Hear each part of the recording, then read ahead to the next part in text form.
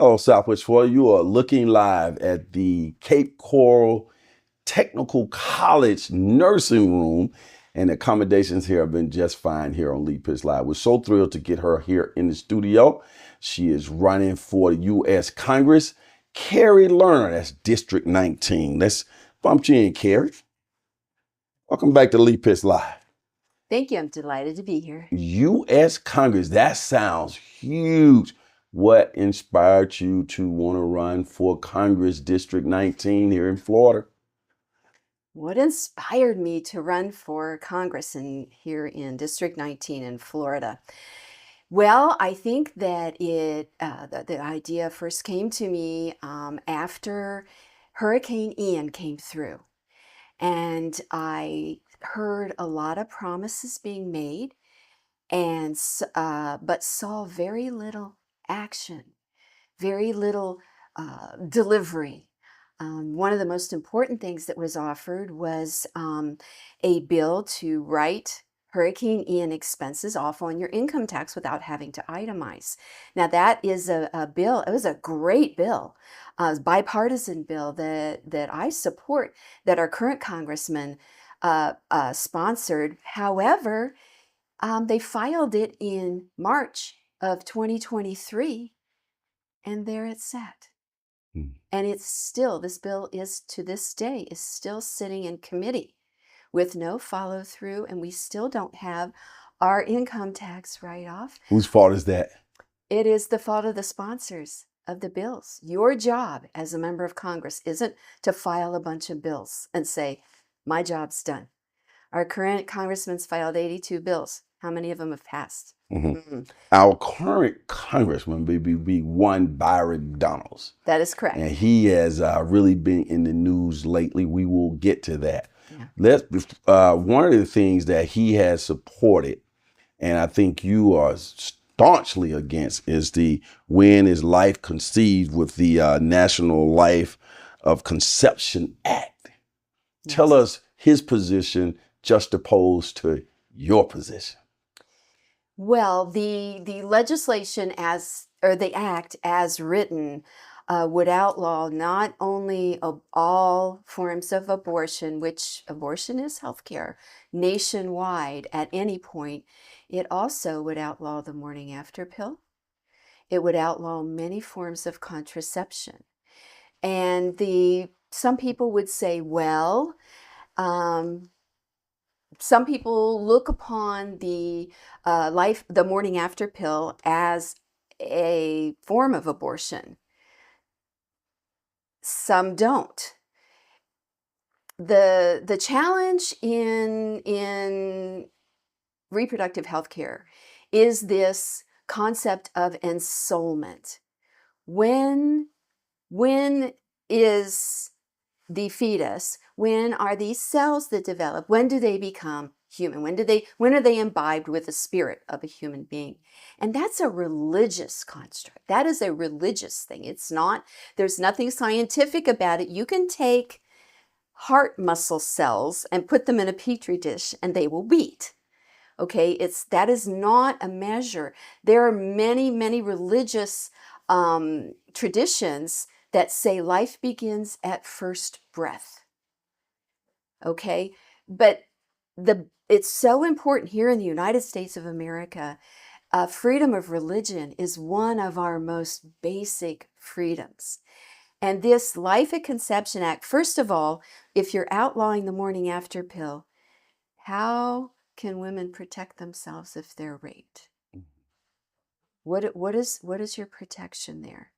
And secondly, I think I've told you this before, my oldest daughter is a neonatal nurse practitioner at Boston Children's Hospital. She has devoted her life to saving babies. So don't tell me that she's a baby killer. And yet there are instances where when these fetuses who are not compatible with life, many of them can never even breathe their first breath, and they can damage. Pregnancy is a life-threatening condition for many, many people. It puts the woman at physical risk just by having a pregnancy. I had my blood pressure shot sky high. I had preeclampsia with my oldest one. With my last two, I had severe infections.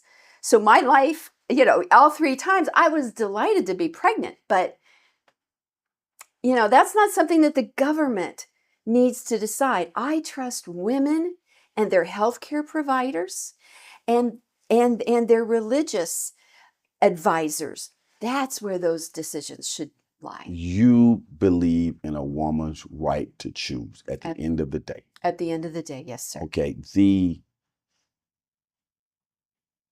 women's right as the political season rolls down the road, it seems that is going to be a major issue as it relates to who's elected into office.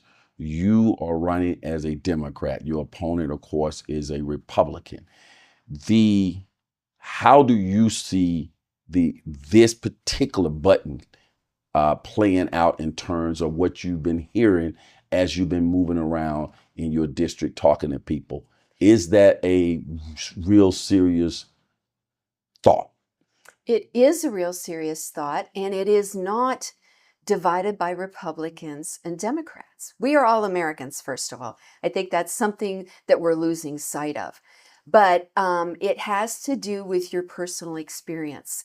There are many, many Republican women who believe strongly, usually due to personal experience, that they want for themselves, for their daughters, for their granddaughters, the full range of medical options in circumstances where the mother's life is threatened.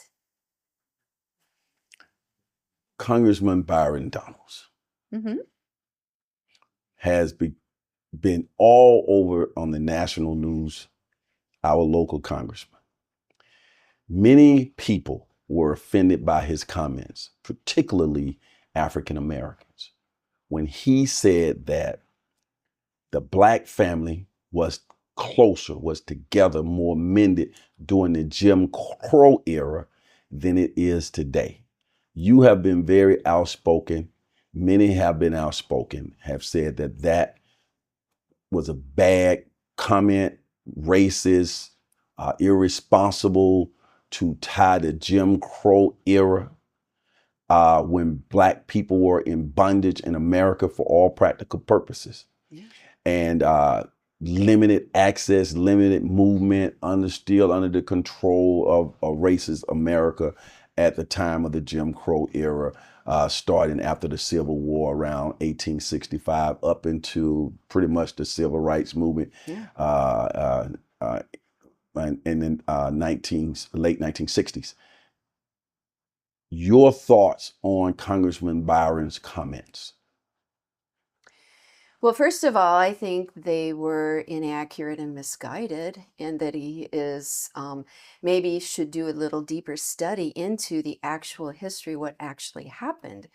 But obviously, this is going to come as a shock to you, but I'm a white woman. So I went to leading members of the Black community here in Lee County specifically and asked them to share what those statements meant to them, share whether they felt that was an accurate representation of what occurred. I had, we had a woman who's an attorney and a founding board member of the Black History Museum. Janice Cass. Janice Cass.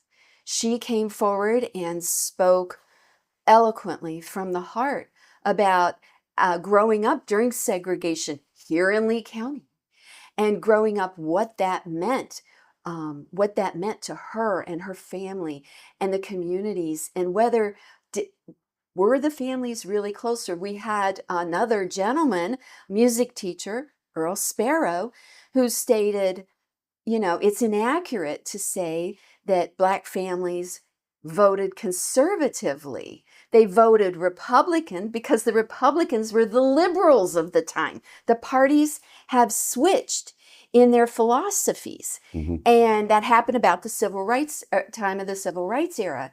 And families are going to when they could even vote, if they were able to vote, because there was a lot of voter suppression. There was also discussion about the fact and that how incredibly tone deaf it was for a Black man who's in a mixed race marriage that would have been outlawed during the Jim Crow era. He would never have been able to serve as a U.S. congressman during the Jim Crow era. And in addition, it was just unbelievable to me, just incredibly irresponsible, and a spreading of misinformation that damages. It brings up such feelings of anger and pain and difficulty for so many members of the Black community. We had a 14 and a 15-year-old Black boys that were lynched in Fort Myers during the Jim Crow era. That's what the Jim Crow era meant to the Black community. They had Safety Hill was called Safety Hill because they weren't safe going anywhere else. And to I think it's irresponsible to gloss over a very ugly period of our history. We need to respect our history as it happened, learn from it, so that era is never repeated. If Congressman Donalds made those statements, people can Google it. It's all over social media. Mm-hmm. What do you think that people should take from that in the way that they view our current congressman? He's out of touch. He doesn't spend any time among the constituents. He was elected to serve this district, which includes parts of Lee and Collier County. Where has he been? He's been in New York City. He's been in Wisconsin. He's been in Pennsylvania. He's made those comments in Pennsylvania with a cigar in one hand and a cognac in the other. And that is so far removed from the people that elected him to serve us. Meanwhile, these bills that he has filed, that he has said he was giving his utmost attention to, I don't see that as giving his utmost attention. He wasn't here for Memorial Day, honoring the veterans here. Why should people vote for Kari Lerner? They should vote for Kari Lerner because I am looking to serve. This is my community. I grew up here in Lee County in Southwest Florida. I came home to Lee County, Southwest Florida. I graduated. I was in honor society in high school. I was a cheerleader and I was a class officer. And you know, I graduated from Edison. You'll cut that. I graduated from Edison Community College and moved away. Got my bachelor's degree. I graduated summa cum laude. I do my homework. I do the work. The work is not being done. And too often, too many people here in this area look at the government and your member of Congress is something over here that doesn't impact their lives, that they have no control over, that has nothing to do with anything, and that it couldn't be farther from the truth. Your member of Congress is there to be your liaison between us and the federal government. There are projects, there's money, there are grants, there are protections that we can get from the federal government, but our member of Congress has to go and ask for them. That doesn't mean by asking for our portion of what's been allotted for infrastructure, for example. By not taking that money, that doesn't mean your federal income tax is going to be less. That just means that money's going to go elsewhere. Mm-hmm. And meanwhile, we have people here in Southwest Florida whose wells are going dry. We have insurance rates that are sky high, in part because of the lack of resilience built into our infrastructure. Now, insurance rates have to do with the state government. That's the state legislature and the governor. However, from the federal perspective, we can get projects. There are projects. There's money available from FEMA and from the Army Corps of Engineers, and I know this because I went to DC and I sat in on their budget subcommittee hearings in May. We absolutely would qualify for projects that could build resilience into our infrastructure that would lower the risk across the board, which would attract more insurance companies, which would attract more competition. The state of Florida has taken the position that climate change should not be a part of the true discussion of these types of things. You are adamantly opposed to that. How does that reflect on your opponent as well? Well, my opponent has said from way back that he questions climate science. Well, I'm here to tell you, most people are concerned about their pocketbook. Well, you want to tie climate change into your pocketbook? Let's go back to insurance rates again. The insurance companies are backed by these companies that are reinsurers. They're the companies that insure the insurance companies. So the rates set by these reinsurers impact the rates that the insurance companies are able to provide and still make a profit. Well, those reinsurance companies are European. And I'm here to tell you, they believe in climate science. They believe in the science, and that impacts their decisions. So whether you agree with it or not is irrelevant because it's costing us money. The moving away from climate change, you talked about water quality early on. You briefly scanned about water quality. Your position on the water quality in this area and what you are going to do to enhance the water quality is what? Again, it all ties into money. There is a study out that was funded by the Sanibel Conservancy and the Captains for Clean Water and other organizations that studied the economic impact of low quality navigable waters. You know, when you talk about water quality, you're talking about the water that's available and comes out of your tap, but you're also talking about the navigable waters. We live in Southwest Florida. One of the major draws to so many people is the water here.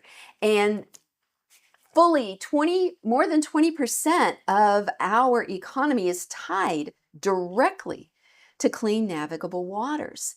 And there are a way of managing that is, number one, again, this is a state issue and it's not coming up this election, but for 26, you need to look at the right to clean water petition to get an amendment in the Florida Constitution that we are entitled to access to clean water. Okay, clean water is necessary for life. Clean air and clean water. You need that to live. And so I think that, especially after sitting in on that subcommittee hearing for the Army Corps of Engineers, clean water is an issue nationwide. There are other states that are having issues with this blue-green algae and these other issues. So I think that that's something that we can look at from the federal perspective as well. District 19. Yes, sir. Very diverse. Yes. Widespread around Southwest Florida. You have a lot of ground to cover, a lot of doors to knock on, a lot of people to meet. When you are moving around in District 19 and feeling the local connection to people, does that enhance your thought process that our congressperson, whomever that should be, should spend a majority of their time in the district talking to the people? I said all that to say is if you are elected to Congress and you had to take a percentage of time that you would be in your local market interfacing with people, what percentage of time out of 100%, what percentage of time do you think you will be somewhere else?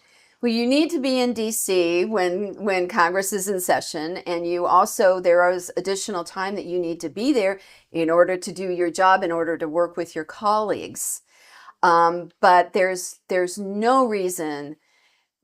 Most members of Congress these days, and I looked into this, most members of Congress these days, they're during the Monday, Tuesday, Wednesday, Thursday, 4 days a week there and 3 days a week at home. And then when Congress is not in session, that's when you need to be home touching base with your constituents. But you also need to have a presence, either a very robust website where people can send communications to you that actually get answered, or you need to have a staffed office somewhere within the district. It's imperative that you be paying attention to the members of your district, because those are the people you're here to serve, not some other person. You don't owe allegiance to, I don't owe allegiance to any one other individual. My allegiance is to the district, and if elected, I will serve my conscience first, make decisions based on my conscience first, my district second, and my party a distant third. Kari Lerner for Florida. Yes, sir. How can people get involved with your campaign? Visit my website, KariLernerforFlorida.com. I think you'll have it streaming, right? We'll put the website right on the... It's on the screen. It's on the screen, because this man has it all together. KariLernerforFlorida.com. And if there is something, an issue that you want to hear about that you don't see on my website, please send an email. You will get a response. And are you open to coming out and visiting various community groups, churches, anyone who's listening to you, they contact you, they can get you out there to talk to them? Anyone, any group, it's a book club.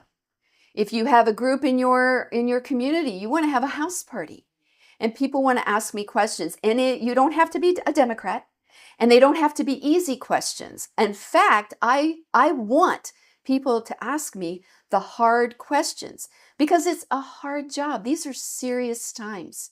We need to be, these are serious times that require serious people to be doing the job. Good luck in your campaign. Looking forward to continuing to have you keep us updated. And it's on to you going straight to the general election in November, right? Yes, sir. I do not have a primary, and neither does Byron Donos. So it's straight on to the general. All right. Well, let me bump you out. Remember, Miami might have the oranges, but Kari Lerner for Florida.com has got the juice. The juice. Has got the juice. We'll see. Lee Pitts Live is a Lee Pitts Enterprise production. Hello, everybody. This is Lee. I'm so glad that you watched that particular show. And if you enjoyed that show, we got other shows like that. Just subscribe to our YouTube channel. Watch Lee Pitts Live on demand anytime. And also hit us up on all our social media platforms. Just type in Lee Pitts Live, and there you go.